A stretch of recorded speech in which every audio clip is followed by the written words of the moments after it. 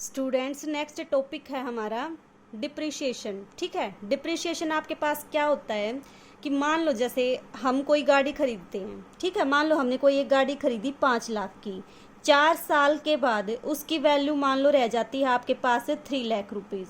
ठीक है, तो आपके पास जो ये अमाउंट में डिक्रीज हुआ, इस डिक्रीज को ही क्या बोल देते हो आप? डिप्रिशिएशन बोल देते हो। ठीक है, कि कोई भी आर्टिकल होता है, चाहे आप गाड़ी ले लो, चाहे कुछ और चीज़ ले लो, बाइक ले लो, जैसे जिस टाइम पे हम खरीदते हैं कुछ टाइम के बाद उसकी वैल्यू वो नहीं रहती, वैल्यू क्या हो जाती है उसकी? डिक्रीज हो जाती है। तो इस डिक्रीमेंट को ही हम क्या बोलते हैं? इस डिक्रीमेंट को ही हम बोलते हैं डिप्रिशिएशन। और इस डिक्रीज्ड वैल्यू को हम इवेलुएट किससे करते हैं? इसको इवेलुएट करोगे इस फॉर्मूले से, A is equal to principal into 1-R/100 power आपके पास टाइम, जहाँ पे आपके पास A क्या होगा? जो भी डिक्रीज्ड वैल्यू है वो, यानी कि इसको क्या बोल दोगे? Depreciated value. ठीक है, और प्रिंसिपल क्या, P क्या है आपके पास? जो आपने खरीदी थी प्रेजेंट टाइम में जो उसकी वैल्यू है वो, इसको बोल दोगे आप प्रेजेंट वैल्यू। ठीक है, और R आपके पास क्या है? Rate of depreciation. R आपके पास क्या है? Rate of depreciation. तो अगर आपको इस टाइप की कोई प्रॉब्लम दे रखी हो और आपको क्या निकालना हो? डिक्रीज्ड वैल्यू निकालनी हो, तो आप इस फॉर्मूले से निकालोगे। ठीक है, इस फॉर्मूले को याद रखो, इसके ऊपर बेस क्वेश्चन करते हैं तब और अच्छे से क्लियर हो जाएगा। एग्जाम्पल 7 देखो स्टूडेंट्स, देखिए example 7, value of machinery depreciated by 5% annually if its present value is 2,10,000, find its value after 4 years. क्या बताना है आपको कि आपके पास कोई एक मशीनरी है जिसकी अभी फिलहाल वैल्यू कितनी है? 2,10,000 रुपये, और ये किस रेट से डिक्रीज करती है? 5% एनुअली। ठीक है, तो आपको ये बताना है कि 4 साल के बाद इसकी जो वैल्यू है वो क्या रह जाएगी। तो किस फॉर्मूले से निकालोगे? इस फॉर्मूले से। जो 4 साल के बाद वैल्यू रहेगी वो क्या देगा आपको? A।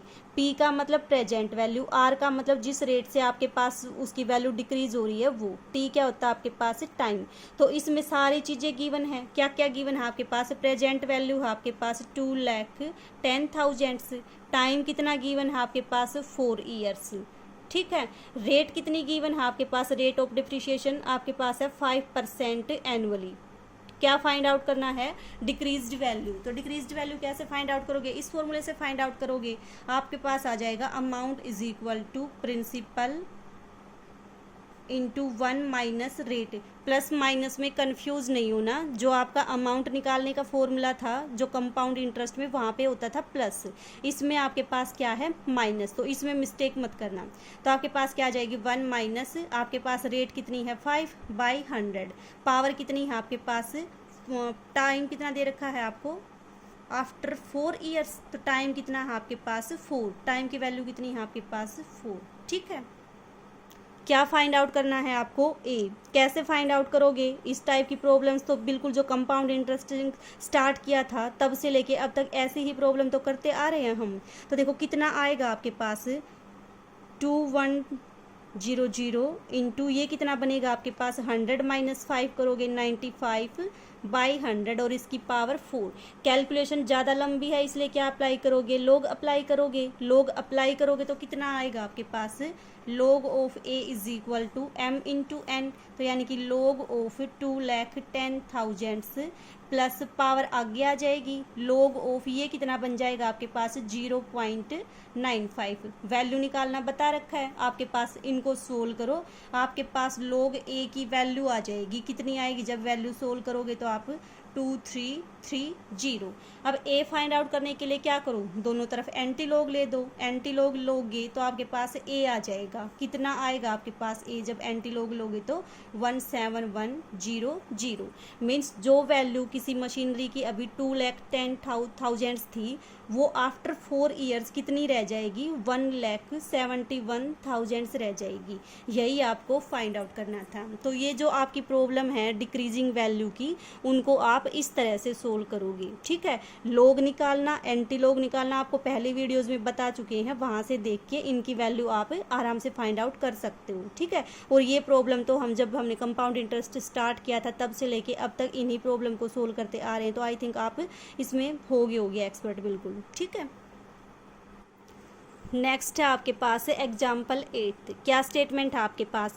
A property decreases in value every year at the rate of this of its value at beginning of the year if its value at the end of 3 year was this find the value at the beginning of the first year. देखो क्या दे रखा है आपके पास, आपकी कोई एक property है, उसकी वैल्यू अभी नहीं दे रखी, वो वैल्यू फाइंड आउट करनी है जो एट प्रेजेंट है। ठीक है, आफ्टर 3 ईयर्स दे रखी है, तो इसका मतलब ए दे रखा है आपको, ए दे दिया, आर दे दिया, टी दे दिया। क्या फाइंड आउट करना है आपको? पी फाइंड आउट करना है। फॉर्मूला लगाओ, पी की वैल्यू फाइंड आउट करो, इजीली हो जाएगा आपका। ठीक है, नेक्स्ट है आपके पास एग्जाम्पल 9। देखो क्या स्टेटमेंट है आपके पास, a machinery plant costing 10,000 depreciate each year by 10% of its value at the beginning of the year. कि आपके पास कोई एक मशीनरी है जिसकी वैल्यू कितनी है आपके पास 10,000 से, जो क्या करती है हर साल डिक्रीज करती है, किस रेट से? 10% से। तो आपको पी दे दिया, आर दे दिया। क्या पूछ रखा है? After how many years will it be valued at half of its original value. कि आपको ये बतानी है कि कितने टाइम के बाद वो अपनी ओरिजिनल वैल्यू की हाफ रह जाएगी। हाफ रह जाएगी का मतलब जो आपके पास 2 साल के बाद इसकी वैल्यू है, सॉरी टाइम तो इसने पूछ रखा है कि कितने साल के बाद ये अपनी क्या हो जाएगी? हाफ हो जाएगी। तो इसका मतलब डिप्रिशिएटेड वैल्यू कितनी आ जाएगी आपके पास? 5,000 आ जाएगी। क्यों? अभी इसकी वैल्यू है आपके पास 10,000। ये बोल रहा है कि कितने टाइम के बाद वो अपनी हाफ रह जाएगी। हाफ रह जाएगी का मतलब वो कितनी रह जाएगी? 5,000 से रह जाएगी। ठीक है, तो प्रिंसिपल दे दिया आपको, रेट दे दिया आपको, ये क्या दे दिया आपको? Decreased value. और क्या पूछ रखा है कि कितने टाइम के बाद रह जाएगी। तो टाइम आप क्या करोगे? फाइंड आउट कर लोगे फॉर्मूले में पुट करके। अमाउंट आपका 5,000, प्रिंसिपल आपका 10,000, 1 माइनस आर कितना गिवन है? 10%। टाइम फाइंड आउट करना है। कैसे फाइंड आउट करोगे? टाइम फाइंड आउट करने के लिए क्या करोगे? लॉग के अप्लाई करोगे, दोनों तरफ सोल्व करके आपके पास किसकी वैल्यू आ जाएगी? टाइम की वैल्यू आ जाएगी। ठीक है, सेम आपका एग्जाम्पल 10th है। 10th में भी क्या दे रखा है आपके पास? A machine depreciate at the rate of 10% of its value at the beginning of the year. Rate out दे दिया आपके पास। ठीक है, the machine was purchased for 10,000, 10,000 में मशीन को खरीदा गया। और उसके बाद क्या किया? And scrap value realised when sold was 3,855। तो इसका मतलब ये क्या है? उसके पास डिक्रीज्ड वैल्यू आ गई। 10,000 में उसको खरीदा और अब उसकी वैल्यू कितनी रह गई आपके पास? 3,855। तो आपको ये बताना है कि ये मशीन कितने टाइम के लिए यूज हुई, मीन्स कितने टाइम के बाद इसकी जो वैल्यू है डिक्रीज्ड वो इतनी रहेगी, ये बताना है आपको। तो बिल्कुल सेम कौन सा एग्जाम्पल है? 9th एग्जाम्पल है। आपको पी दे रखा है, ए दे रखा है, आर दे रखा है, टाइम फाइंड आउट करना है। ठीक है, इजीली हो जाएगा ये वाला भी। तो इस तरह से जो आपके पास ये डिप्रिशिएशंस के प्रॉब्लम हैं इनको सोल्व करना। ठीक है, नेक्स्ट करेंगे पॉपुलेशंस की प्रॉब्लम।